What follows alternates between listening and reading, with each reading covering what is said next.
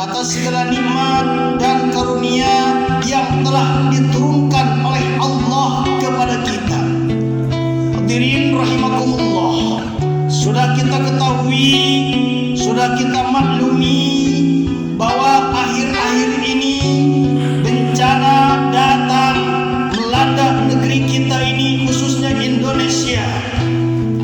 Timbul suatu pertanyaan, kenapa Allah Subhanahu wa Ta'ala memberikan azab kepada manusia, bukan alam yang tidak bersahabat? Kenapa? Karena tidak mungkin Allah Subhanahu wa Ta'ala mendatangkan musibah, adanya banjir, longsor, gempa bumi dan lain-lain kalau tidak ada sebab-sebabnya. Kenapa bisa demikian? Itu merupakan akibat ulah manusia sendiri. Karena berdasarkan firman Allah Subhanahu wa Ta'ala dalam Al-Quran, Quran surah Ar-Rum ayat 41, ini adalah jawaban dari Allah Subhanahu wa Ta'ala. Musibah silih berganti, musibah menghantam negeri ini sudah dijawab oleh Allah Subhanahu wa Ta'ala yang sudah jelas dalam Al-Quran. A'udzu billahi minasyaitonir rajim. Bismillahirrahmanirrahim. Dhaharal fasadu fil barri wal bahri bima kasabat aydin nas liyudhiqahum billadzi 'amilu la'allahum yarji'un. Allah Subhanahu wa Ta'ala telah berfirman, telah nyata kerusakan di daratan dan di lautan akibat ulah manusia sendiri, supaya mereka merasakan azab dari Allah Subhanahu wa Ta'ala. Ketika Allah memberikan azab, baik longsor, banjir dan lain-lain, apa yang harus dilakukan oleh mereka? Bukan diam saja. Semuanya manusia itu bagaimana? La'allahum yarji'un. Seluruh umat manusia la'allahum yarji'un, supaya mereka kembali kepada Allah Subhanahu wa Ta'ala, supaya mereka tubu ilallah, supaya mereka bertaubat kepada Allah Subhanahu wa Ta'ala. Kalau seandainya manusia ini beriman dan bertakwa kepada Allah, mereka bertaubat kepada Allah dengan taubat yang sebenar-benarnya taubat, maka negara tersebut akan menjadi negara baldatun thayyibatun wa rabbun ghafur. Berdasarkan firman Allah Subhanahu wa Ta'ala dalam Al-Quran, walau anna ahlal qura amanu wattaqaw la fatahna 'alaihim barakatin minas sama'i wal ard. Al-ayah. Kalau seandainya ahli kampung mereka beriman, mereka bertakwa kepada Allah Subhanahu wa Ta'ala, mereka melakukan amal soleh, mereka rajin bersedekah, la fatahna 'alaihim barakatin minas sama'i wal ard. Ini merupakan janji Allah Subhanahu wa Ta'ala. Maka Allah Subhanahu wa Ta'ala akan memberikan keberkahan dari langit. Keberkahan dari langit adalah wa anzala minas sama'i ma'a. Keberkahan dari langit adalah Allah Subhanahu wa Ta'ala menurunkan hujan dari langit. Hujan tersebut hujan yang mengandung rahmat, hujan yang mengandung keberkahan. Apabila penduduk negeri itu beriman dan bertakwa kepada Allah Subhanahu wa Ta'ala, dan juga Allah Subhanahu wa Ta'ala akan menurunkan keberkahan dari bumi, keberkahan dari langit, keberkahan dari bumi.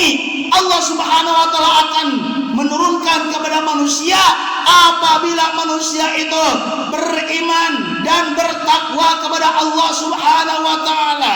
Apabila manusia ini salimul akidah, lurus akidahnya, ini merupakan sudah janji Allah Subhanahu wa Ta'ala.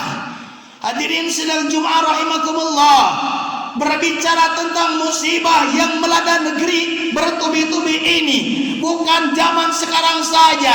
Dari zaman dahulu, umat-umat terdahulu, Allah Subhanahu wa Ta'ala memberikan teguran kepada orang-orang yang durhaka kepada orang-orang yang membangkang kepada Allah, yang membangkang kepada para nabi, yang membangkang kepada para alim ulama. Maka karena itu Allah Subhanahu wa taala memberikan teguran pada zaman Nabi Lut alaihi salatu wassalam. Mereka menentang Allah, mereka menentang ajaran Nabi Lut alaihi salam, mereka homoseks. Akhirnya Allah Subhanahu wa taala mendatangkan musibah, mendatangkan azab malapetaka. Mereka diazab oleh Allah Subhanahu wa taala dengan hujan batu. Mestinya mereka bertobat kepada Allah Subhanahu wa taala. Mereka tidak mau bertobat, asik dalam melakukan kemaksiatan. Akhirnya Allah Subhanahu wa taala mendatangkan azab berupa hujan batu. Ma'asyiral muslimin rahimakumullah. Tidak cukup sampai di sana. Nabi-nabi terdahulu, bahkan pada zaman Nabi Musa alaihissalam, Allah Subhanahu wa taala memberikan azab kepada umat Nabi Musa yang menentang kepada Allah, yang menentang kepada ajaran Nabi Musa alaihissalatu wassalam. Apa azab Allah kepada mereka yang durhaka penentang agama? Di antaranya adalah wal jarada wal kummal. Allah Subhanahu wa taala mengirimkan belalang. Allah Subhanahu wa taala mengirimkan kuman. Allah Subhanahu wa taala mengirimkan katak kepada mereka kaum Bani Israel. Tanaman-tanaman mereka tidak subur, tanaman mereka kering kerontang. Tidak ada hujan sangat lama sekali. Mereka sangat menginginkan hujan, tapi Allah Subhanahu wa taala tidak menurunkan hujan. Ketika Allah Subhanahu wa taala menurunkan hujan tersebut bukan hujan yang mengandung rahmat. Dengan adanya hujan ini merupakan azab dari Allah Subhanahu wa taala yang diberikan oleh Allah Subhanahu wa taala kepada umat-umat terdahulu, kepada umat Nabi Musa alaihissalam. Hadirin rahimakumullah, tidak cukup sampai di sana. Bahkan Allah Subhanahu wa taala mengirimkan azab kepada umat Nabi Nuh alaihi salatu wassalam. Kenapa? Karena mereka menentang kepada Allah, menentang kepada ajaran Nabi Nuh alaihi salatu wassalam. Bagaimana dakwahnya Nabi Nuh kepada umatnya? Cuma sebagian kecil yang menerima ajakan Nabi Nuh alaihissalam. Kebanyakan mereka, sebagian dari mereka mendurhakai Allah, mendurhakai nabinya. Karena itu Allah Subhanahu wa taala mendatangkan azab kepada mereka umat Nabi Nuh alaihissalam berupa banjir. Termasuk sekarang ini musibah silih berganti, musibah tiada henti kepada umat manusia sekarang ini. Kenapa? Ini merupakan berdasarkan yang sudah dijelaskan. Itu bukan alam yang tidak bersahabat. Ini merupakan manusia karena lalai. Banyak manusia yang durhaka, yang menentang kepada ajaran agama, yang menentang kepada ajaran Nabi, yang menentang kepada ajaran ulama. Akhirnya Allah Subhanahu wa taala memberikan musibah untuk orang-orang beriman. Ketika diberikan musibah, itu merupakan adalah ujian dari Allah Subhanahu wa taala. Wa basyiris sabirin, berikanlah kabar gembira kepada orang-orang yang beriman. Orang yang beriman apabila dilanda musibah, alladzina idza asabathum musibah qalu inna lillahi wa inna ilaihi raji'un. Musibah melanda orang-orang yang beriman, tidak ada ucapan yang lebih baik kecuali dengan ucapan inna lillahi wa inna ilaihi raji'un. Hadirin sidang Jumat rahimakumullah. Karena itu kenapa Allah Subhanahu wa taala mendatangkan musibah? Yang pertama adalah sebabnya banyak sekali manusia-manusia yang ingkar Artinya banyak sekali manusia-manusia yang sombong. Sombong di sini adalah banyak manusia yang raddul haqqi, menolak kepada kebenaran, menolak kepada ajaran agama, menolak kepada ajaran Islam yang benar. Ketika manusia menolak dakwah, menolak ajaran Islam yang benar, ajaran Islam yang hak, ketika mereka menolak kepada kebenaran, itulah yang dinamakan dengan kesombongan. Siapapun manusia sombong di dunia ini, dari atasan sampai bawahan, maka Allah Subhanahu wa Ta'ala akan mengazab negeri tersebut apabila di dalam negeri tersebut banyak umat manusia yang membangkang kepada Allah, umat manusia yang sombong. Yang kedua, Allah Subhanahu wa Ta'ala mendatangkan atau mengirimkan musibah bertubi-tubi. Banyak sekali manusia yang menentang Allah, banyak sekali manusia yang durhaka, yang berbuat maksiat, perzinahan merajalela di mana-mana, minum khamar merajalela di mana-mana, laki-laki menyerupai perempuan, bahkan perempuan menyerupai laki-laki, dan maksiat-maksiat yang lainnya. Ini asbab kenapa Allah Subhanahu wa Ta'ala mendatangkan musibah. Yang ketiga, kenapa Allah Subhanahu wa Ta'ala mendatangkan musibah?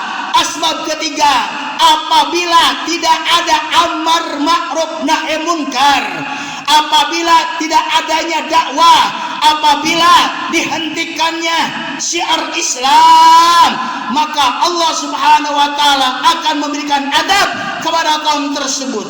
Karena itu pentingnya kepada kita amar ma'ruf nahi munkar, mengajak kepada kebaikan, menolak, mendobrak kepada kejahatan, nahi munkar. Allah Subhanahu wa Ta'ala berfirman dalam Quran, wal takum minkum ummatu yad'una ilal khair wa ya'muruna bil ma'ruf wa yanhauna 'anil munkar wa ulaika humul muflihun. Kalian harus menjadi umat yang menyeru kepada kebaikan, yang mencegah kepada kemunkaran. Siapapun manusia yang menyeru kepada kebaikan, mencegah kepada kemunkaran, walaupun tantangan dan rintangan merongrong dari depan, dari belakang, dari mana saja, mereka tidak takut sedikit pun. Wa ulaika humul muflihun. Itulah umat yang akan mendapatkan kebahagiaan di dunia dan di akhirat. Karena itu tugas amar ma'ruf nahi munkar, mengajak kepada kebaikan, mencegah kepada kemunkaran, bukan tugas ulama saja, bukan tugas ustadz saja, tapi tugas kita semua. Tugas kita adalah menyuruh kepada yang ma'ruf, mencegah kepada yang munkar.